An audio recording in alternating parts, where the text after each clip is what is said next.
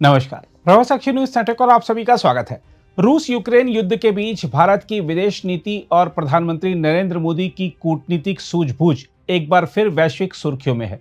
दरअसल गत सप्ताह प्रधानमंत्री नरेंद्र मोदी ने रूस के राष्ट्रपति व्लादिमीर पुतिन से तथा इस सोमवार को यूक्रेन के राष्ट्रपति वोलोदिमीर जेलेंस्की से अलग अलग वार्ताएं की और यह सब अमेरिकी राष्ट्रपति डोनाल्ड ट्रंप और पुतिन की अलास्का में होने वाली बैठक से ठीक पहले हुआ।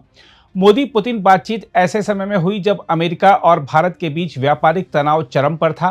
ट्रंप ने भारतीय उत्पादों पर 25% और फिर 50% तक टैरिफ बढ़ाने की घोषणा की थी। साथ ही भारत रूस ऊर्जा और रक्षा सौदों की वह खुली आलोचना कर रहे थे।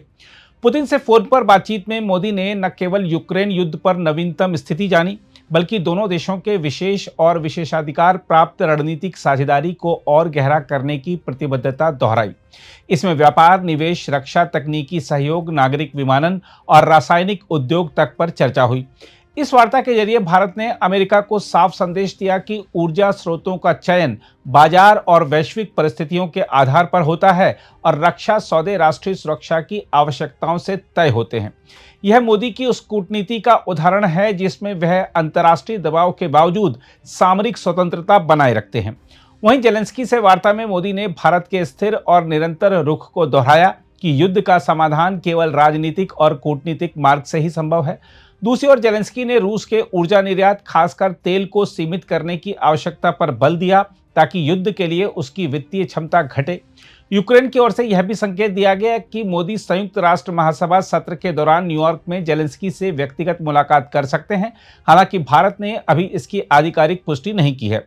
हम आपको बता दें कि भारत चीन की तरह अब तक रूस की आलोचना से बचा है और मानता है कि किसी भी शांति पहल में दोनों पक्षों को शामिल करना जरूरी है। यह संतुलन बनाए रखना मोदी की कूटनीति की खासियत है। मोदी की कूटनीति है ना तो रूस से रिश्ते कमजोर करना, ना ही यूक्रेन को पूरी तरह नजरअंदाज करना। यह स्थिति निश्चित रूप से यह संकेत देती है कि रूस और यूक्रेन दोनों ही भारत और प्रधानमंत्री नरेंद्र मोदी को एक ऐसे नेता के रूप में देखते हैं जिनके पास संवाद और मध्यस्थता की क्षमता है, भले ही भारत औपचारिक रूप से मध्यस्थ की भूमिका में न हो। हम आपको बता दें कि भारत ने शुरू से ही रूस यूक्रेन युद्ध पर एक संतुलित रुख अपनाया है, ना तो रूस की निंदा की है और ना ही युद्ध को वैध ठहराया है।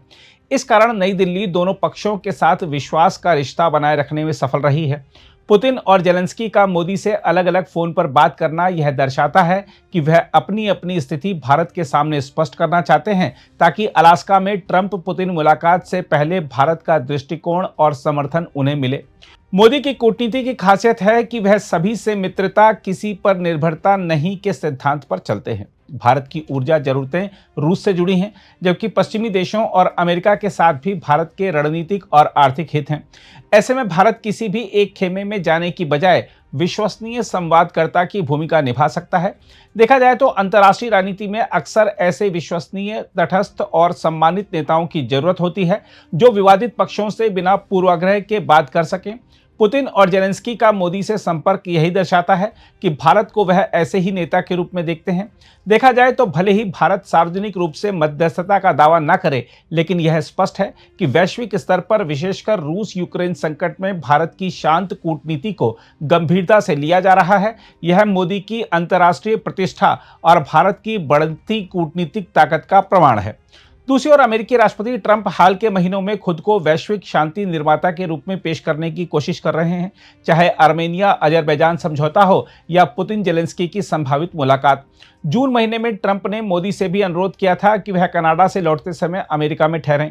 यह निमंत्रण पाकिस्तान के आर्मी चीफ आसिम मुनीर की व्हाइट हाउस यात्रा के एक दिन पहले दिया गया था। भारतीय कूटनीतिक हलकों को आशंका थी कि ट्रंप मोदी और मुनीर को एक ही फ्रेम में लाने की कोशिश करेंगे, जिससे भारत पाकिस्तान को एक साथ जोड़ने का गलत संदेश जाएगा। इसलिए मोदी ने ट्रंप के निमंत्रण को विनम्रता से ठुकरा दिया था। बहरहाल पुतिन और जेलेंस्की से मोदी की वार्ताएं और ट्रंप के अमेरिका आने के प्रस्ताव को अस्वीकार करने का निर्णय दर्शाते हैं कि भारत आज बहुपक्षीय कूटनीति का कुशल खिलाड़ी है। मोदी की शैली ना तो तात्कालिक दबाव में झुकती है और ना ही अवसरवादी शोकेस डिप्लोमेसी में फंसती है। इसकी बजाय वह भारत को एक ऐसे जिम्मेदार और संतुलित शक्ति केंद्र के रूप में प्रस्तुत करते हैं जो युद्ध और शांति दोनों में अपनी स्वतंत्र और प्रभावशाली भूमिका निभा सकता है। अगर आप भी लेना चाहते हैं देश दुनिया की तमाम जानकारी तो आज ही सब्सक्राइब करें हमारे चैनल को। साथ ही नीचे दिए बेल आइकन को जरूर दबाएं ताकि हर अपडेट आप तक पहुंच सके।